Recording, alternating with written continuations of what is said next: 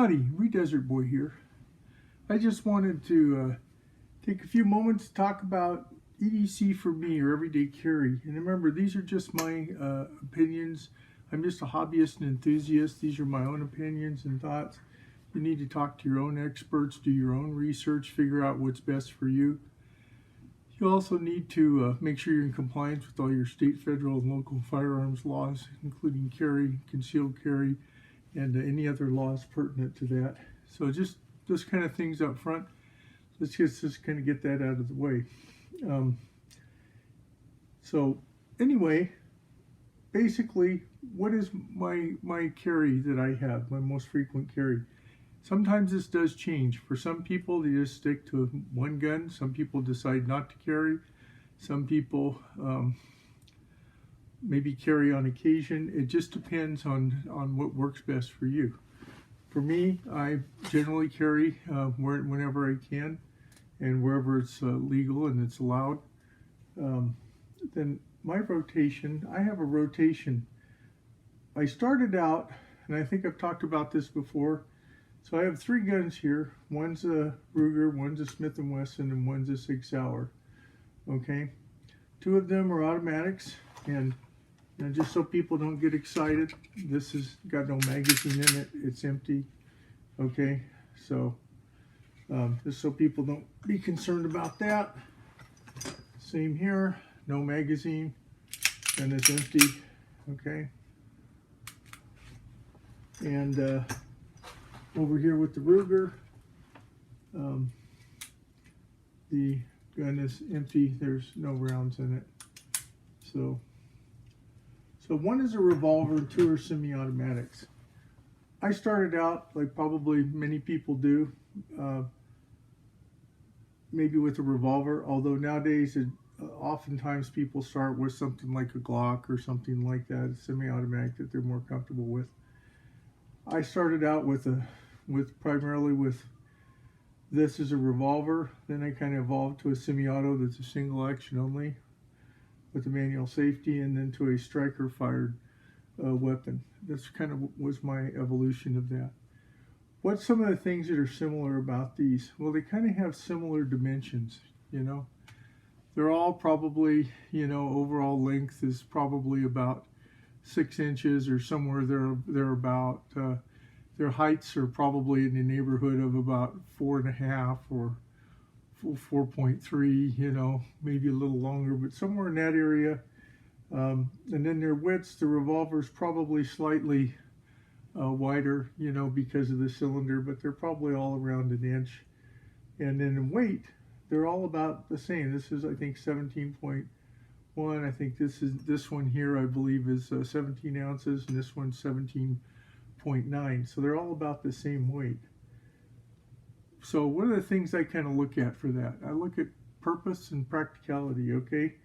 A lot of times, first of all, what are you going to use a weapon for when you go to buy it? In this case, I was looking for something that, when I bought this one, I actually was just looking for a .357 Magnum, but it worked out that this became a very good tool for concealability. The place where I lived at the time, it wasn't that easy to get a license or permit for that. But later on, it was easier, I should say, or more likely, because I moved to a different state. Okay, you got to check your own state, federal, local laws, as I mentioned before. And I was familiar with the revolver. I wanted .357 flexibility, even though this is a very punishing gun, even for me with the whole monotaper grips for shooting .357s. And but for 38 plus P, 38 is fine. These are both 9mm, and so that's generally, those are all fairly good, acceptable self-defense rounds. So the purpose was, to have something that, coming down to the concealed carry concept, something that's concealable. So you have something that needs to be concealable, and it needs to be practical. Revolver is very practical for some people because there's not a big learning curve with it. It's got things to it that make it easier for some people. And then, the practicality part of it is, you know, is there ammo available? Is this a gun that fits you, right? You need to find out what works best for you. That's why it's important you do your own research and talk to folks. And if you can go to the range, if you get opportunity, maybe there's rental guns or something that you can do that. Anyway, so each one, these are all crossbreed holsters. I like these holsters because the way the clip is, you can actually tuck in a shirt in between there if you need to when you wear these. This one is the holster I use. These both are the holsters I use primarily for carry with the Ruger and with the Sig Sauer P938. And this is a Smith & Wesson Shield Plus, by the way. I also have an outside the waistband holster I use sometime with the Ruger. I do not use this one very much. This is about the only other holster I have for the P938. I just have it if I needed to use it, but for concealed carry purposes, for practicality, you need a holster usually that doesn't stick out quite that much. And then with the Shield Plus, I also have this DeSantis Cozy Partner, which I really like, and I'm thinking about getting one for this particular gun, or a similar type one for this because I happen to like leather. So you have to decide if it's practical, you know, if it's meeting your purpose. Once again, simplicity. For some people, having a revolver, that's just straightforward. You know, you open the cylinder, you load the rounds, you pull the trigger, following all the safety protocols that you should when you're being trained on that. And then, you know, you eject the rounds by opening the cylinder and pushing the ejector. For other people, you know, the semi-auto is fine. Some of them have different attributes to them. If you have something like a single action only, there's things you have to learn about them, and in this case there's a manual safety and things. Some people don't like having manual safeties, and they like a striker fired weapon that maybe doesn't have that, although it has some safety protocols in it which you need to explore for each weapon that you're looking at. Make sure you're familiar with those and understand them. So once again, comfort, simplicity, and then shootability.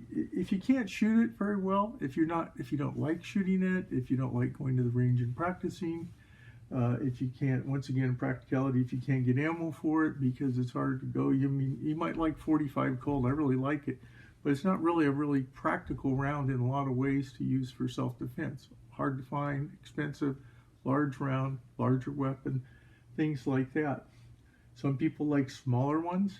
At some point, some people might argue that too small of a caliber is not going to be an effective defensive weapon. It will present a level of defense, but the question is it right for you? So once again, you know, we have purpose and practicality, simplicity and shootability. If you don't enjoy shooting it and you're not accurate with it and you don't go to the range and practice with it and you're not going to do that, then that is not going to help you in being proficient in using this weapon safely and effectively should you ever need to use it for whatever your intended purpose is, even if you're just going hunting or whatever. But in this case, we're talking more about, you know, personal defense and concealed carry. So lastly, comfort and concealability. Okay, if you don't have a gun that's comfortable for you to carry, you're probably not going to carry it. You cannot. Sometimes it's as simple as the gun is the gun that you like in every attribute, but you just can't find the right holster. Even though I like all these kinds of holsters, this holster, oddly enough, even though it's the very same holster as this one, except for it's a different model and it's molded a little differently, was not as comfortable to carry as this one.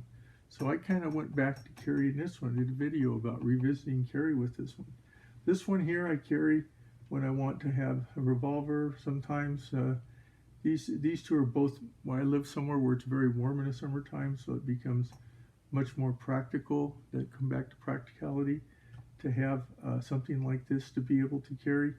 And in some cases, people want ones that they can even pocket carry. Now, I'm not a pocket carry person. I'm not going to address that. You need to look at other experts for that.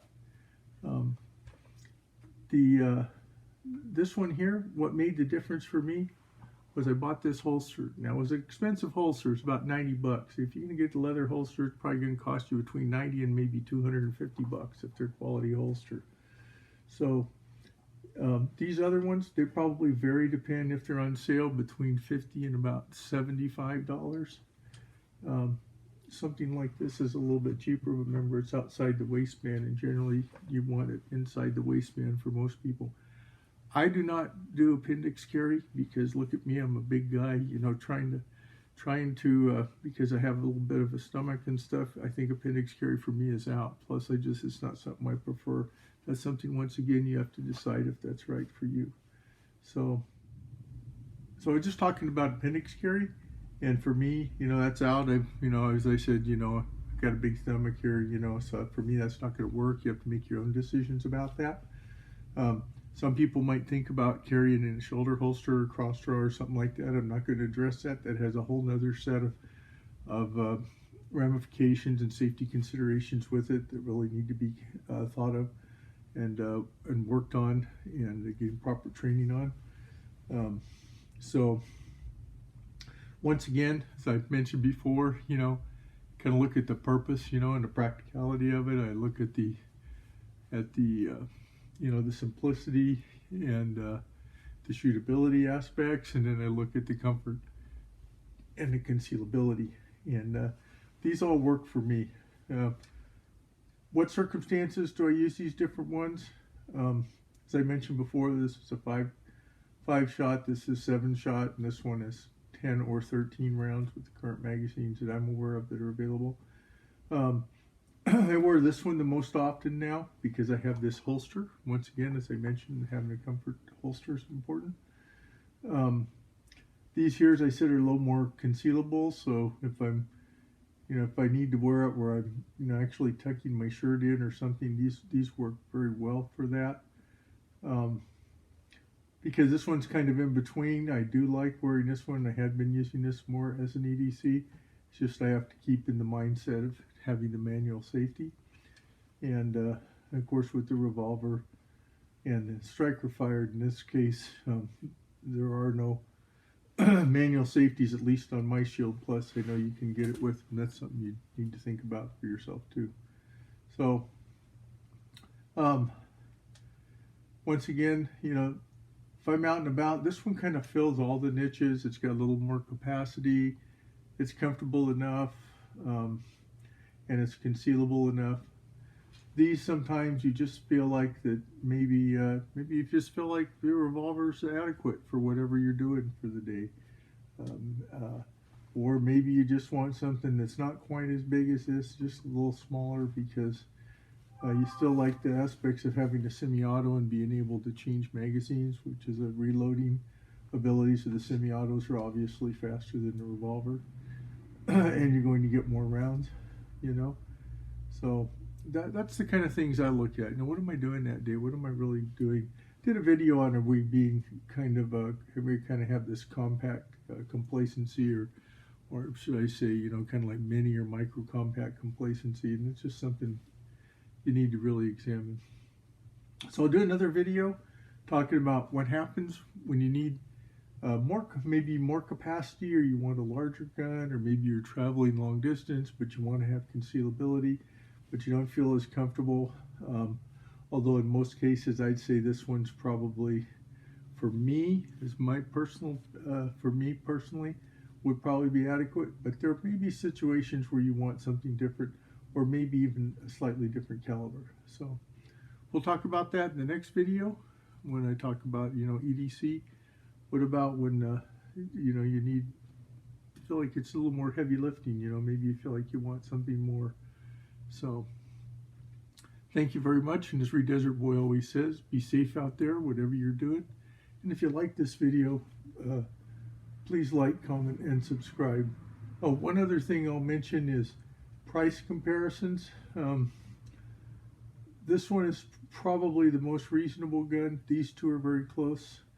I'm not going to quote prices because, you know, it's not my purpose here. My purpose here is just to talk about the topic we were talking about.